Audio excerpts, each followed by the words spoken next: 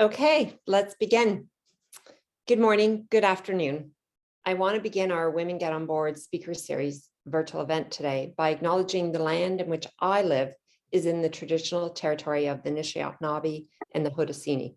The Upper Canada Treaties cover this territory. It is within the lands protected by the Dish of One Spoon, the Wampum Agreement, and is directly adjacent to the Holoman Treaty. Today, this area is home to many Indigenous people who are grateful to have the opportunity to, and we are grateful to have the opportunity to enjoy the natural surroundings of this territory.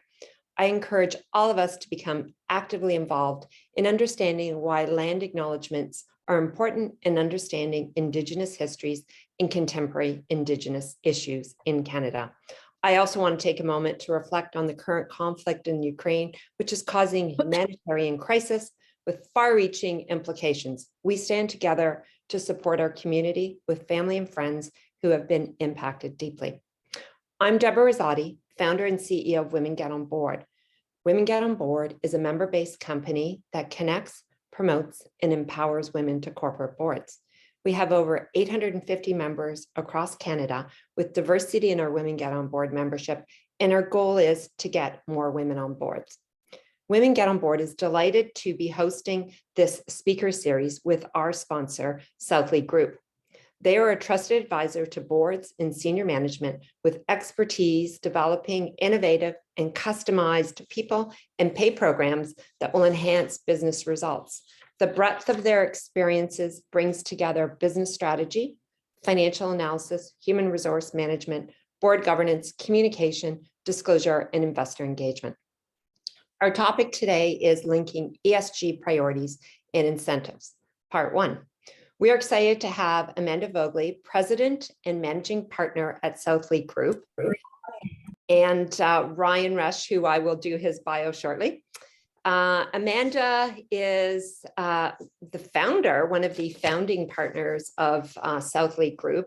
And I had the good fortune of meeting Amanda during COVID before she even launched Southleigh Group with her partners. And so Amanda, your bio's very recognized, so I won't go into all of the background, but I'm really delighted to have you because this is our second Women Get On Board speaker series brought back by popular demand. Amanda was one of our speakers and Southleigh Group was our sponsor last June. So I'm not going to go into too much more detail, Amanda. I think they've already got yours, but needless to say, very experienced, very passionate about the topic today, and delighted to have you. And maybe we'll go to your colleague, Ryan Rush. If you could move to that next slide, please. Ryan is senior partner at Southleigh Group. He's a founder along with Amanda at Southleigh Group, and he has expertise in stakeholder communications, in governance, and he is very involved in a lot of the topics and the research that come out of Southleigh Group. So I won't go into any further detail because I don't want to take away from the time that Amanda and Ryan are going to focus on it. I think the discussions are really going to come from their latest global report on ESG priorities and incentives. And really the focus the conversation is really around what should you be doing from an HRC, so a human resource compensation committee, or from a board perspective, or both. So I'm going to turn it over to you, Amanda and Ryan, and really look forward to your conversations. Thank you. Great. Thanks so much, Deborah. Pleasure, as always, to work with you and the Women Get On Board. We're excited to be doing this three-part series with you. And as you mentioned, today we'll be speaking about the very current topic of ESG, and specifically how organizations and boards are thinking about it as it relates to incentive plan design. As you mentioned also, one of the key sources that we use in a few of the slides and that we're quoting are from our own proprietary research that Southleigh created with the GECN group, which is the Global Executive Compensation Network group. And as you can see on the slide there, this is a very thorough review of practices around the world, including over 500 companies in the countries listed there in the middle of the slide. On the next page, we'll get into how we set the stage with our clients around attacking the question of whether or not to include ESG type measures in their incentive plans. We present this approach aligned with the questions around adopting, selecting, incorporating, and verifying. So it's important to note, as we do with any compensation question, that you need to meet the organization where the strategy is at. Compensation design must follow strategy. It generally cannot be led. Compensation cannot lead the strategy. So that's an important sort of first principle when we talk about where different organizations are at and their ESG journey. So if I work my way through this sort of approach a little bit, the first topic is whether or not to adopt an ESG or stakeholder metric at all. So currently in North America, we're finding that there are mixed views on the importance of doing this even. And it seems to be led a little bit by the US, and in particular how the political environment in the US can guide major corporations' decisions. There's a more recent sentiment that's being bantered around have we gone too far, quote unquote. So that's sort of resonating with a number of board members around potentially leaning towards not including ESG measures in items like the incentive plans. That said, we'll show you some statistics throughout this. But I would say hence why it becomes increasingly important that you consider the internal view of why you would do this or why you wouldn't do this. You have to ask yourself the questions around, is this a business priority? Should it be a business priority? Is management appropriately focused on the risks associated with the required activities of your organization's ESG priorities? And the last comment in that column is a bit of an evolution also. The focus on value versus values is referring to the fact that there is a hard number impact to doing or not doing the right thing as it relates to ESG.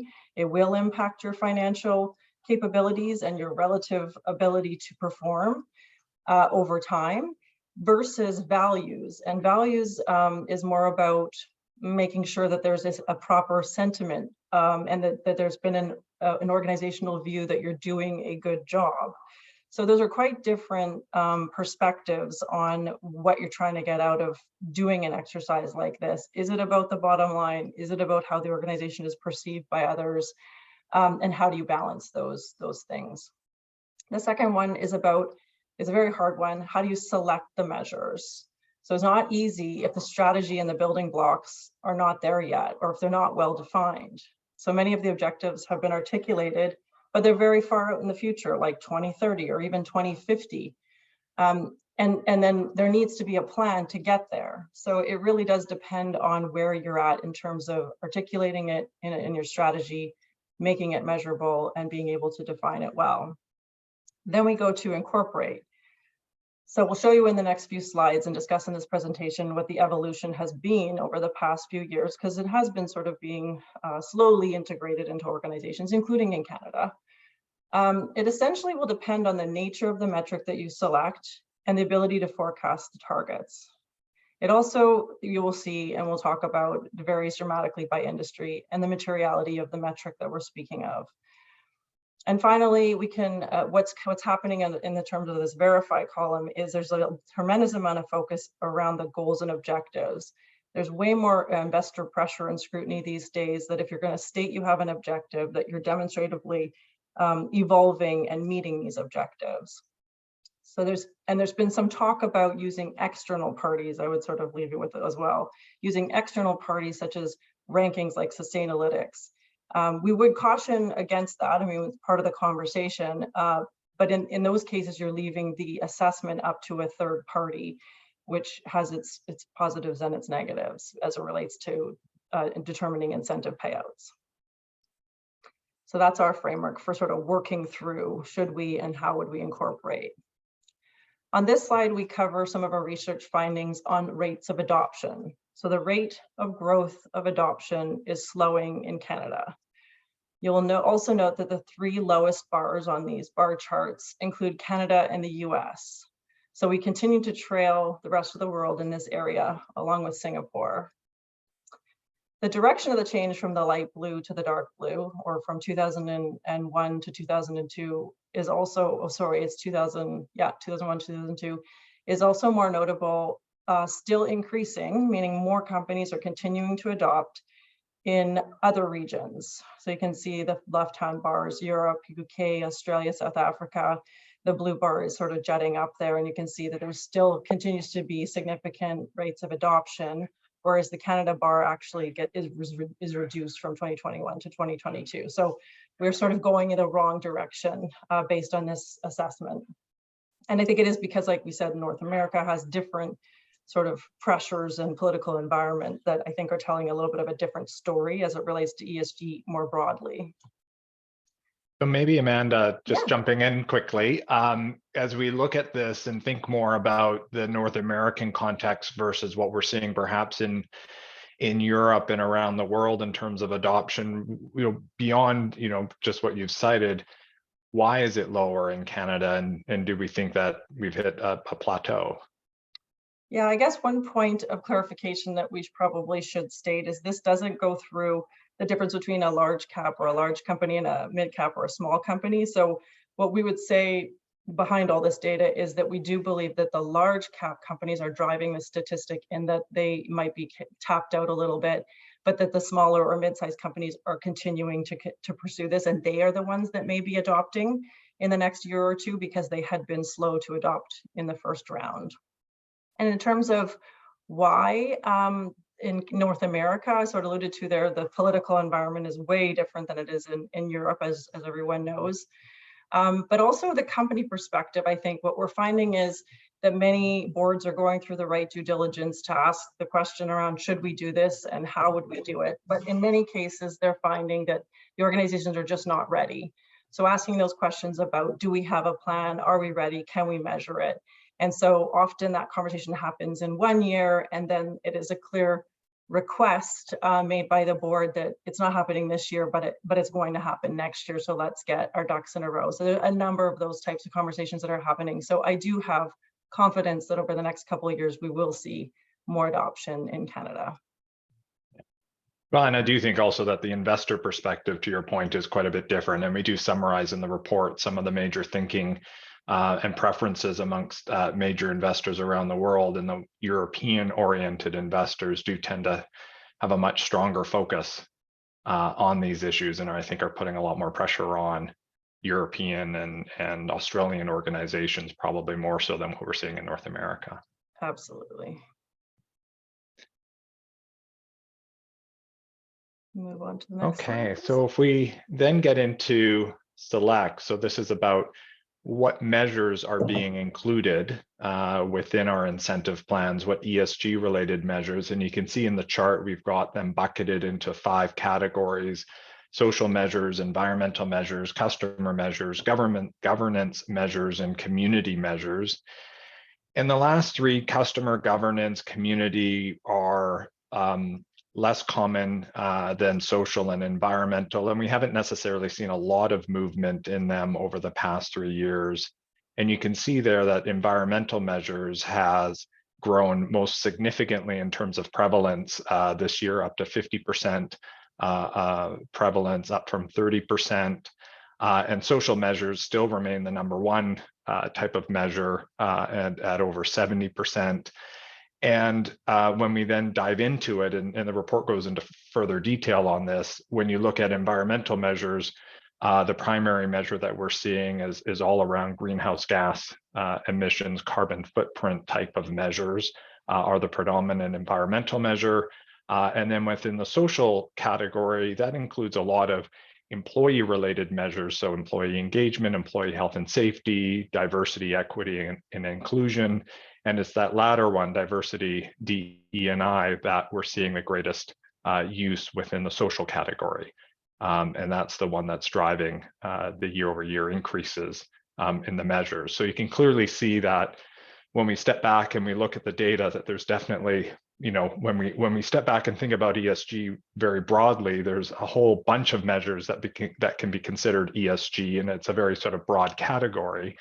But clearly, when we're starting to look at the data, there's a greater focus, not only from sort of the investor lens and from a regulatory perspective, but then leading to, in terms of prevalence, a much stronger focus on the E in terms of the environmental focus, and then on diversity, particularly within the social category. So we are seeing some sort of narrowing down or a bit more greater focus in terms of the types of measures being considered.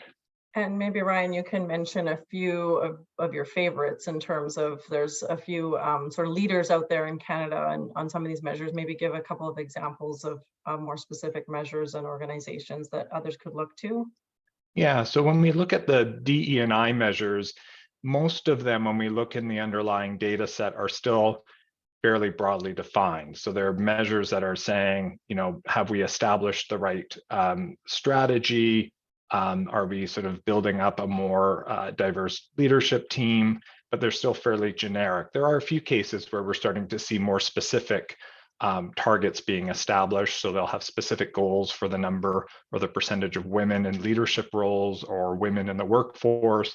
But again, I still think it's somewhat early stages in terms of how companies are getting a better understanding of what are their underlying diversity baselines, how are they going to measure it, what are the right goals that they should be using, are there any unintended consequences with adopting certain diversity goals, and so just thinking a little bit more about the right measures. So I still think it's early days there, but in the environmental one, that's the one where I think we're starting to see some more interesting discussions, particularly around GHG or carbon reduction measures. So we have seen, a lot of the oil companies will have a specific GHG emission intensity target within their short-term incentive plans. So that's becoming fairly prominent. But what was interesting over this past year were a couple companies like Fortis and Suncor as examples. They've added specific carbon reduction measures to their long-term incentives. So within their performance share units, they've actually built in a specific target around absolute reductions in greenhouse gas emissions. So not just a reduction in the intensity, but an absolute reduction in the overall emissions levels. So it'll be interesting to see going forward if we'll start to see more of that and a greater focus on those types of environmental measures. Thank you. I think on the next slide, we have another. Yeah, and this one was more trying to help us think a little bit more about the selecting of measures, right? Because as you mentioned, Amanda, at the beginning, right, this is going to be one of the hardest things, is to try to figure out, if we've decided that we would like to adopt a measure, how do we actually go about thinking about it? And so what we find helpful is in this matrix to look at both sort of the maturity of your plan on the y-axis. So, are we still developing the plan? Do we have sort of a strategy and plan in place, but we're still sort of working through specific goals and targets, or are we sort of high maturity in terms of we have really specific targets, we have good baseline data, we're able to measure it. And then on the X, it's more about materiality. So is it just a comply aspect? It's an important sort of thing that we need to do from a risk mitigation perspective. Is it about competing? It is something that it's highly visible.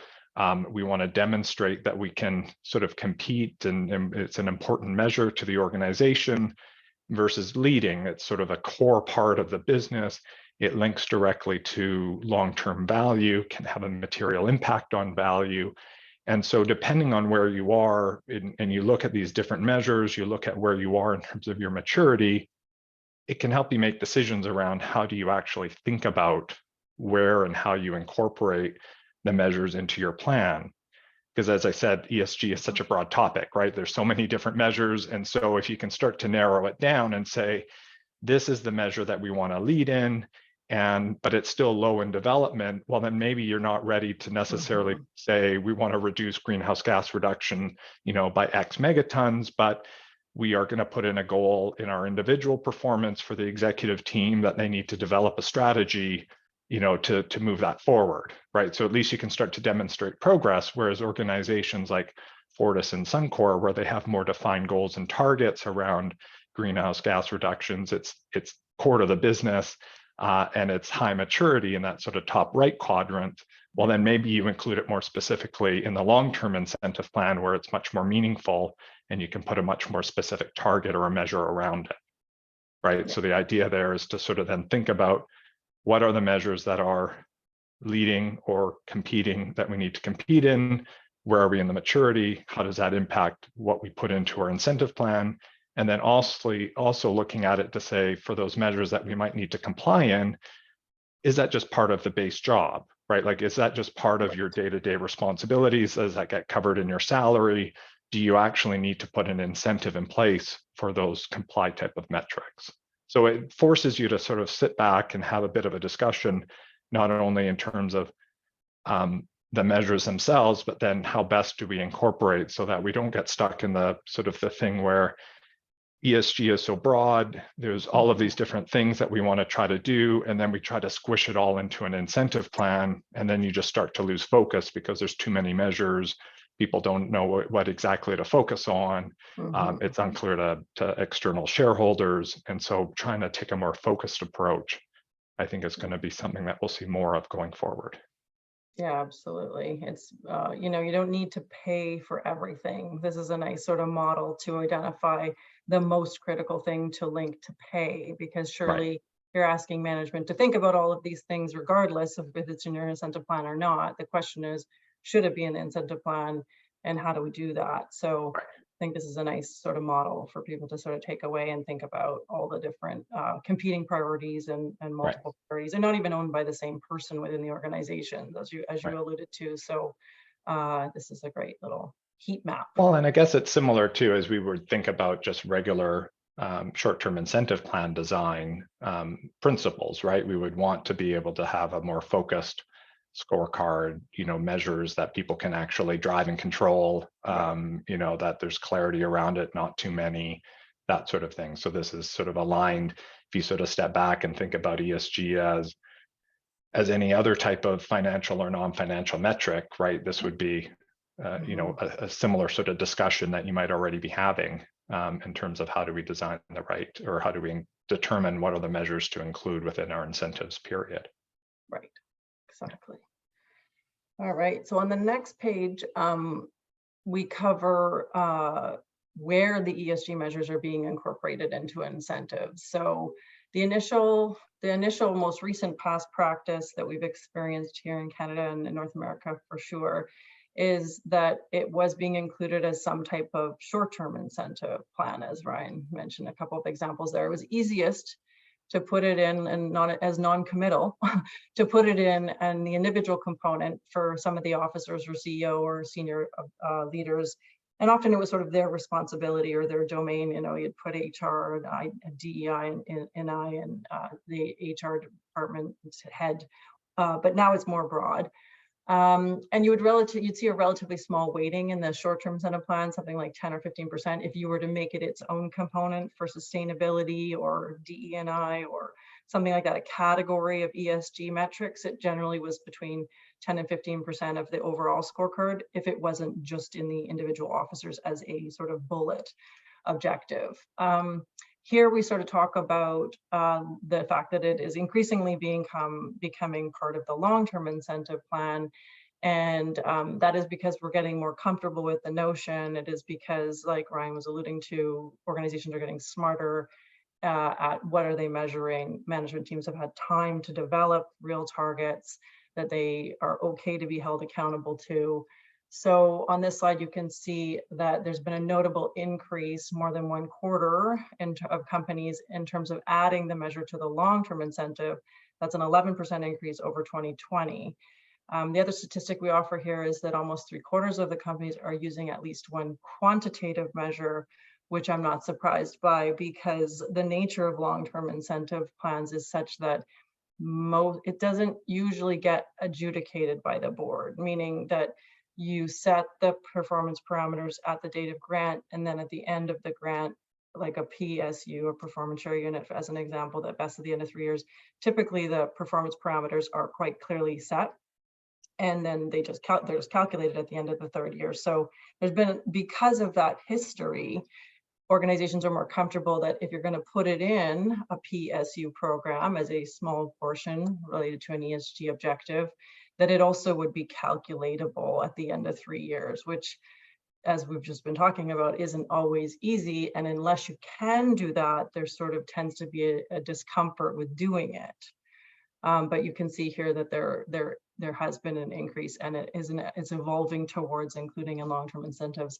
I also personally think that it's the right place for so many of them, because these are sustainability measures. These are things that are going to take time to improve.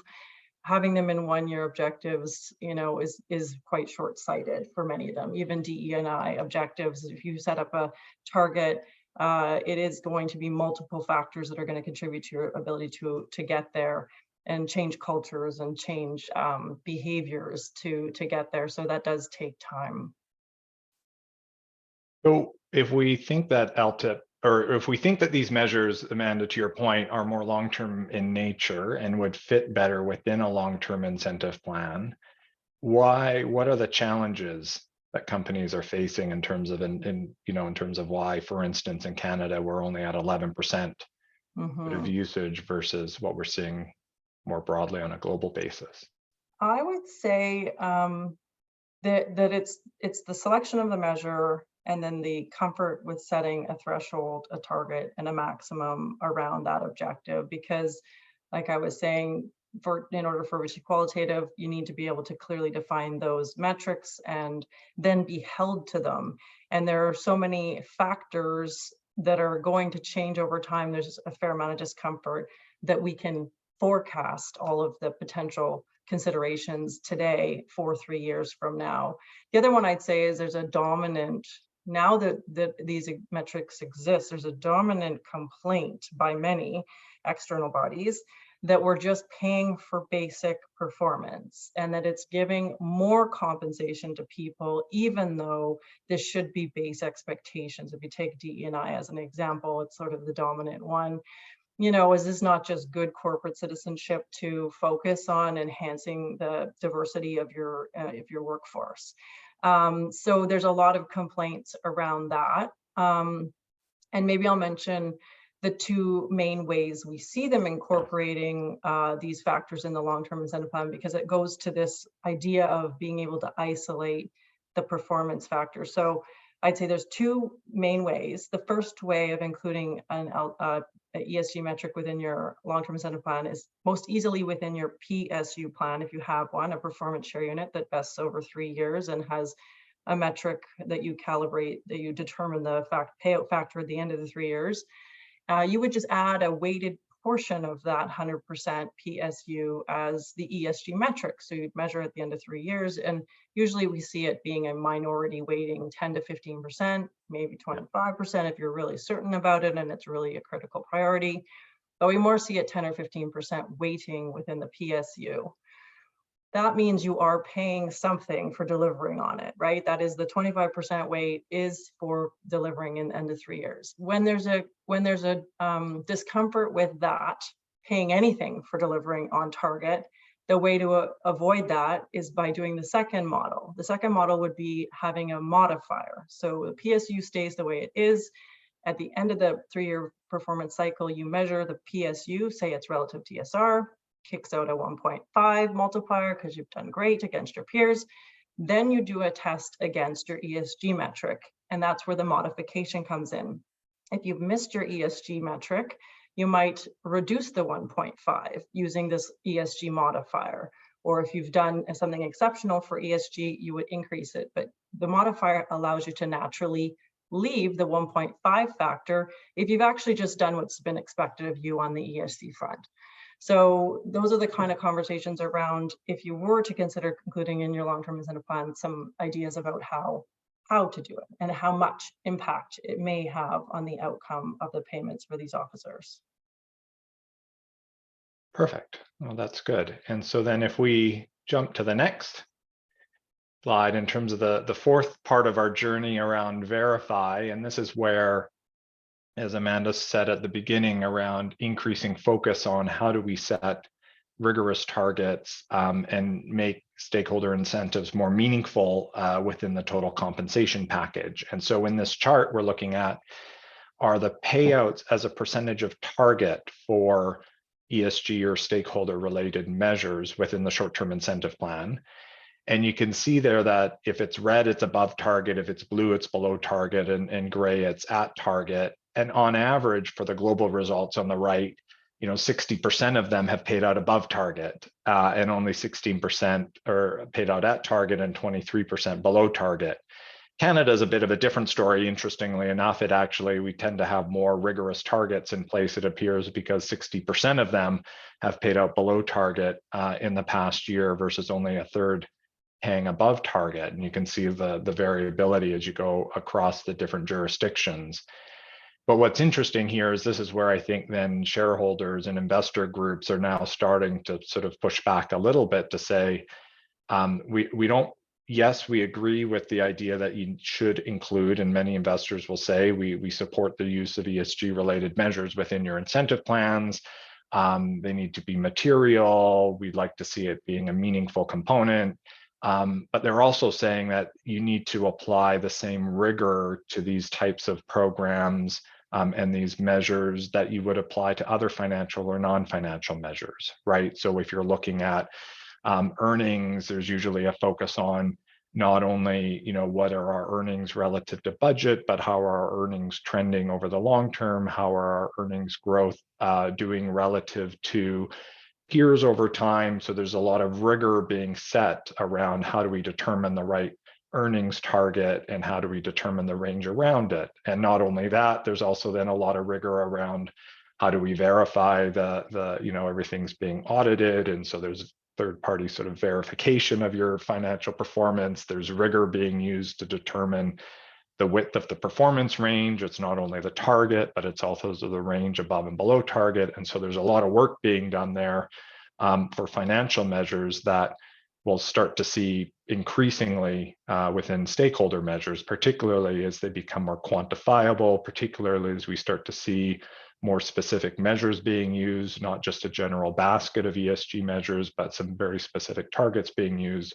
There'll be a lot more pressure to make sure that we can, set and we're comfortable, and as the committee and the board, that you feel like you have enough information to know. It's one of the questions here to determine what is the achievement level. How does that translate into payouts? Are we comfortable with that? Similar to the discussions that you would be having around the financial measures. And finally, the only other point then around making it more meaningful, and this links back, Amanda, a little bit to your point around long-term incentive plans. And what we see is, given that long-term incentive plans form a greater proportion of total compensation at the executive level, by including it in long-term incentives, you can make it a much more meaningful component of pay. Mm-hmm. And so when we look at stakeholder incentives as a percentage of target pay, in Canada and the US, it's about 3 to 4% of pay, because it's a small percentage of a short-term incentive plan, which is a relatively small component of total pay. Whereas the global average is closer to 8% and Europe is closer to 10%, because they're increasingly putting it in within the long-term incentive, which has a much more meaningful impact on total pay. So that's another sort of driver in terms of why companies might want to put it into the long-term incentive plan, is not to necessarily dilute or see it as a small percentage within the short-term plan, but to make it much more meaningful to executives. And maybe we can cover off the bottom question on that slide, as you're alluding to sort of the oversight of an ESG measure within an incentive plan. But, I know we both have experience with different boards in terms of, it gets a bit confusing around the responsibility of this oversight in general at the board level. So taking a step back, ESG in general, and then it trickles into these incentive plans. Maybe Ryan, you can share a little bit about what you see in terms of the board's responsibility and maybe the HRC's committee responsibility and the differences there in terms of making sure there's a proper accountability on setting the targets, determining the measure, all of those good things. Yeah, so it really depends a little bit on the board structure, but it's similar to how we would see, financial measures being set. There's usually a discussion or some potential overlap in terms of between the HR committee and the audit committee membership. And so there's someone from the audit committee that can then weigh in terms of the financial measures. And so if you think about some of these ESG related measures, in some cases, are they being dealt with in a separate, health and safety committee? And so is there, input from that committee in terms of, do we have the right measures and the right definitions so that they can help inform the HR committee? Or is it being sort of dealt with at sort of the full board level, but just making sure that, because again, going back to your initial point, that this is all around following the strategy. So whoever sort of has ownership of the strategy and the definition of the strategy and looking at the specific measures, as the HR committee, are you involving them to make sure that you've picked the right measures, that you've got comfort around the targets, that there's someone verifying the results? And that's where you're starting to also see greater focus of the internal audit team, being held accountable to help verify some of these results, similar to what they would be doing for financial performance. So putting more rigor into understanding not only sort of the targets being set, but then verifying actual performance against those targets, so that you as the committee can feel more comfortable in terms of the results that are being generated. But it's a big question right now, particularly around GHG type of emissions, because how do you even define, do we have clarity around scope 1, scope 2, scope 3, what's being included, how is it being measured? Does it feel like there's a credible process to measure it that we can then hold ourselves accountable to? So it does become, I think it's the area where we'll start to see more alignment overall in terms of consistency, standardization around some of these performance measures, how they get defined, how, are there sort of standards that you should be following that allow you to compare to peers or compare to others? So I think there'll be more work as we start to see greater integrated reporting and greater focus on sort of the alignment of these measures, so that you'll have more comfort in terms of how they're being defined. They're not just sort of specific to your organization, but they're becoming sort of broader, similar to GAP type of accounting measures. You'll start to see more generally accepted types of approaches to defining these measures. Yeah, perfect. Okay, we can switch over to a Q&A session, and I think Deborah was going to come and or at least read us any questions that she has or whatnot. But also, I was just noticing people asking in the chat if we're getting a copy, which they will. But also, I neglected on my slide to point at the bullet that said you can go to the www.southlee.com website to download the full report. It's a link, it's free, so please feel free to go get it's very thorough. It's got a ton more information than we were able to cover in this 45 minutes. So we encourage you to go ahead and grab a copy of that. Lots of good work in there. Well, thank you, Amanda, and thank you, Ryan. My head is just spinning. So much to cover in such little time. Look forward to reading the report in detail. And so Keisha's reminding anyone that has any questions, please feel free to put them in the chat function. We have a question directly that went through direct messaging. So do you think that companies with stakeholder incentives are more likely to meet their goals in comparison to companies that consider it just good corporate citizenship and don't have incentives? Did that question make sense to you? And Amanda, you're nodding. Yes, do you want to start that off and get Ryan to tag in there?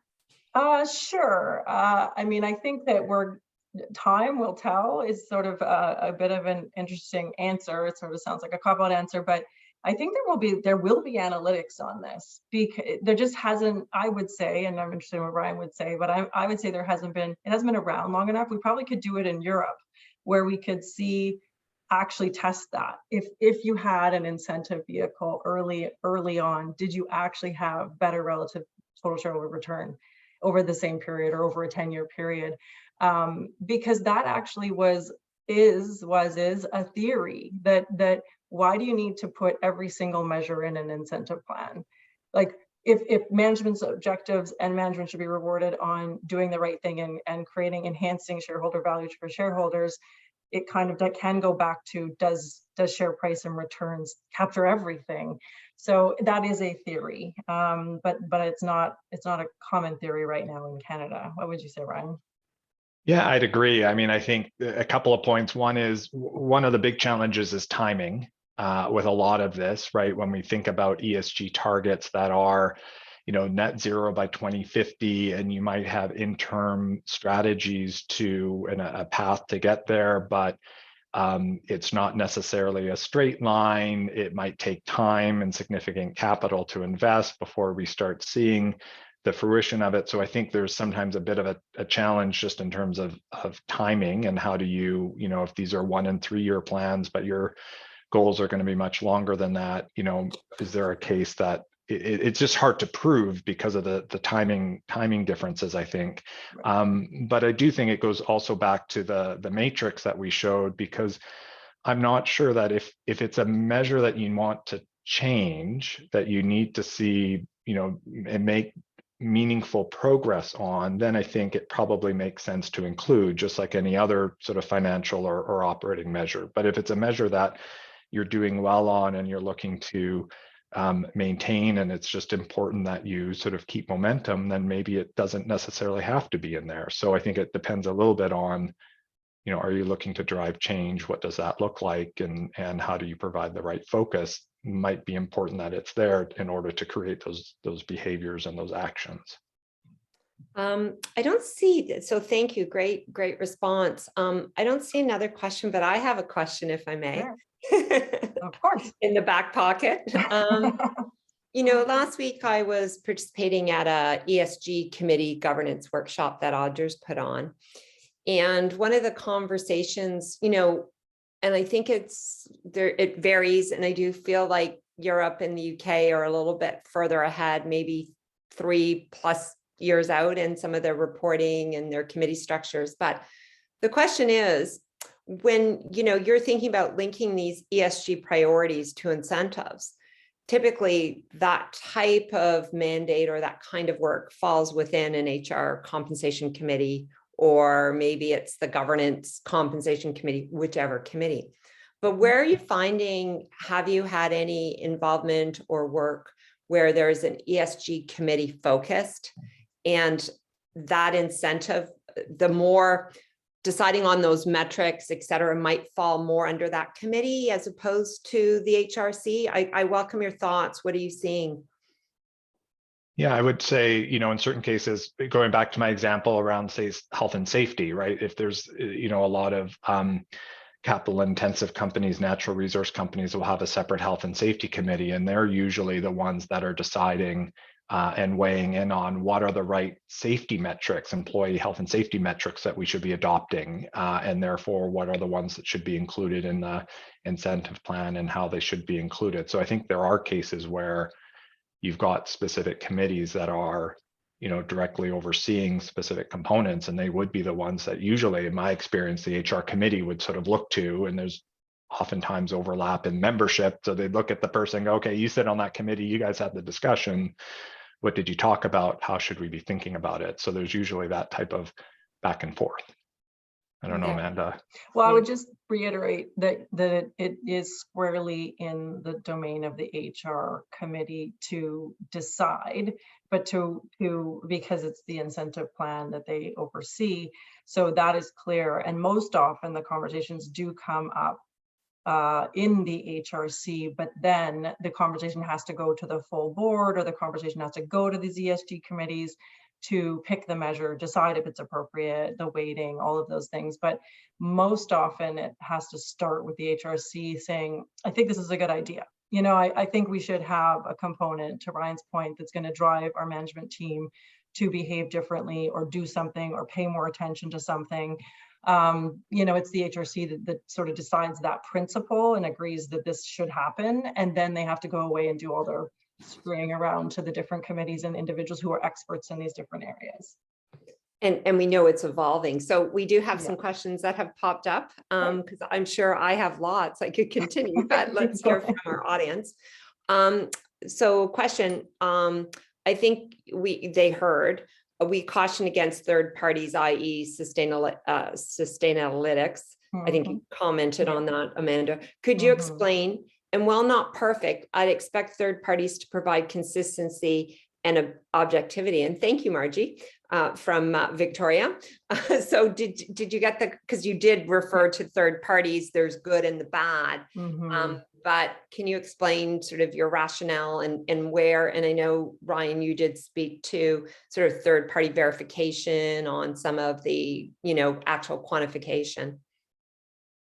I mean, there's, I think, a difference between sort of third-party verification and reliance on their overall scoring. I think some of the questions we get sometimes are, should we just rely upon the overall score that we get from Sustainalytics or from MSCI that rates us as a certain letter or a certain number? And I think the challenge with that is that, yes, it's a third party, but it's also a bit of a black box in terms of how those metrics, how that rating comes up, right? Because they're taking data from wherever they can get data, their algorithms change, the scoring may change. So I think that's the part where, you don't want to just necessarily base an incentive plan on that overall rating, because I think that can be challenging to do.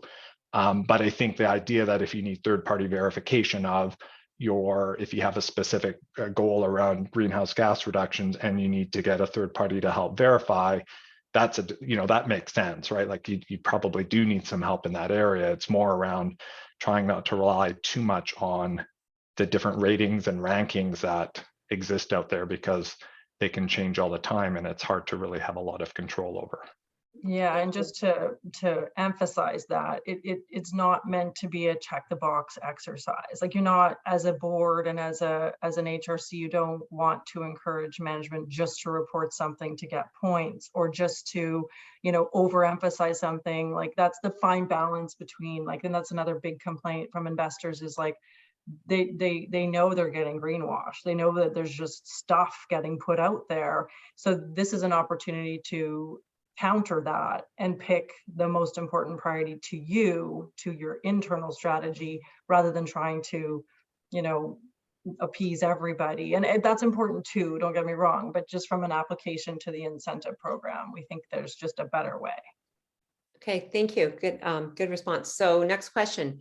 I suppose that there's a general LTIP question, but how do you ensure that those responsible for putting in successful ESG strategy and execution are rewarded if it takes years to see results? It seems new people come in and are rewarded for what predecessors implemented. And you said that there is a long cycle, some of these targets go out to 2030 and 2050. So how do you ensure those that are getting incented accordingly, but if it is an LTIP?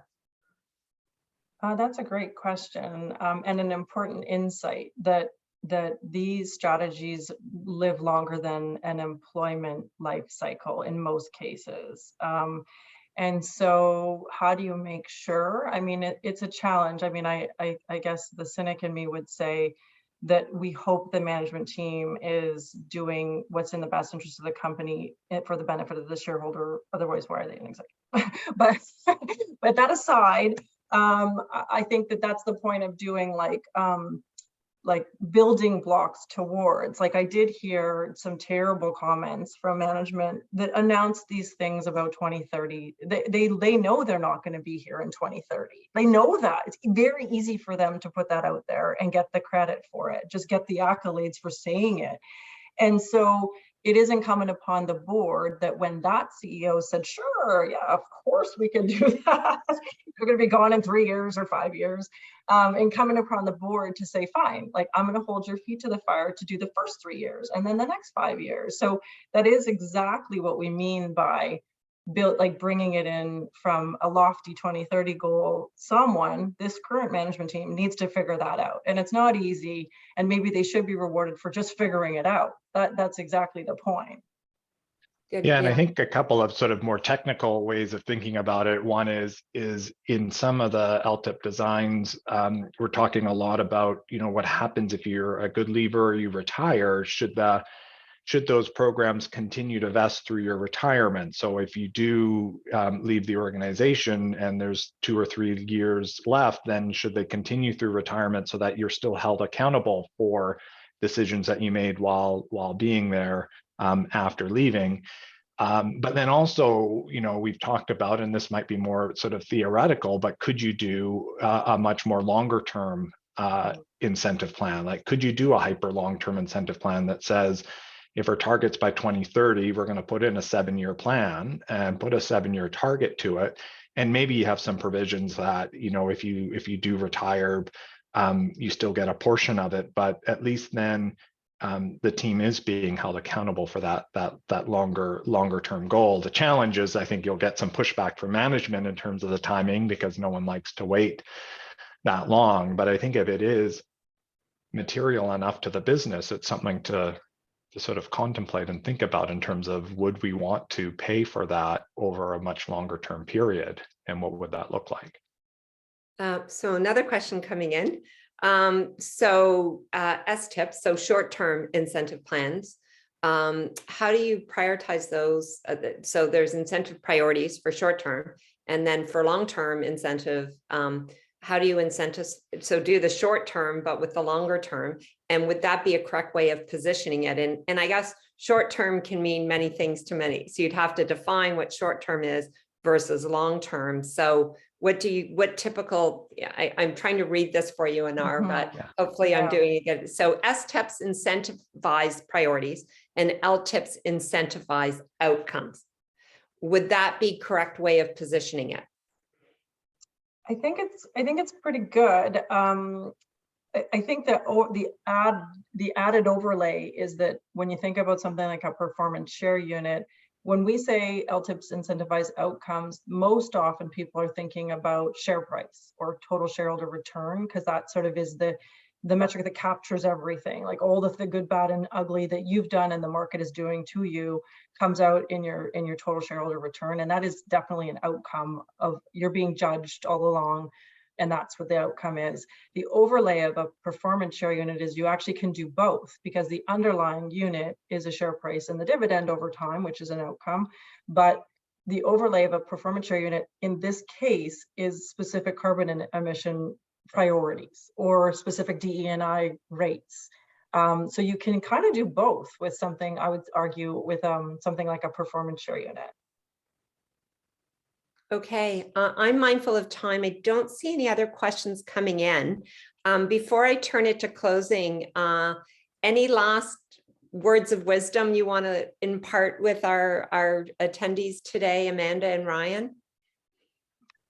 Well, one thought that came to our mind as we were preparing for this, and as many of you represent the board, we sort of were sensitive to the management's view of ESG and should it be included in. And so we're wondering, do people think about that? And we would sort of encourage a couple of things around that in terms of encouraging management to be part of the process, of course, and it's them that you want to hear from in terms of recommending and considering what are the good, bad, and different.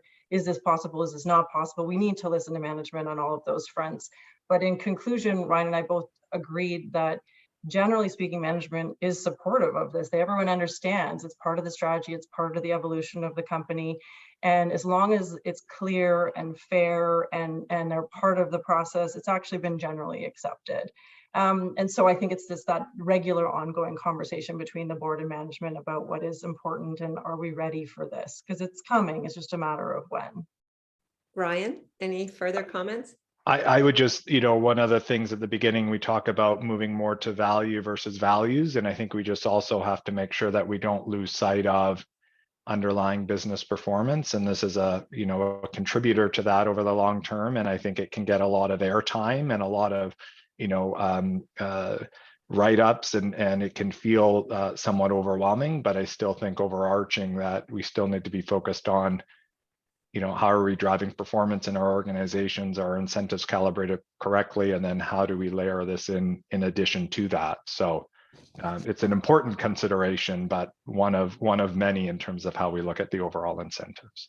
So if I was chairing an HRCC or I was on a board and we were going through, I certainly, I'm sure we could reach out to either one of you at Southleigh Group to bring you in to provide some guidance on what we should be considering. So I just want to thank Amanda and Ryan for sharing your passion and your practical tips and insights from your latest global report. And I was smiling, the comments were coming in, great session, very practical. You'll get all of that, but they're looking forward to reading the report in detail. So, and you know, what's really exciting is we're leading off this year with this particular session, which is very top of mind for the cycle that we're in from board's perspective of, you know, finalizing or now leading up for the 2024 incentive. So timing is great.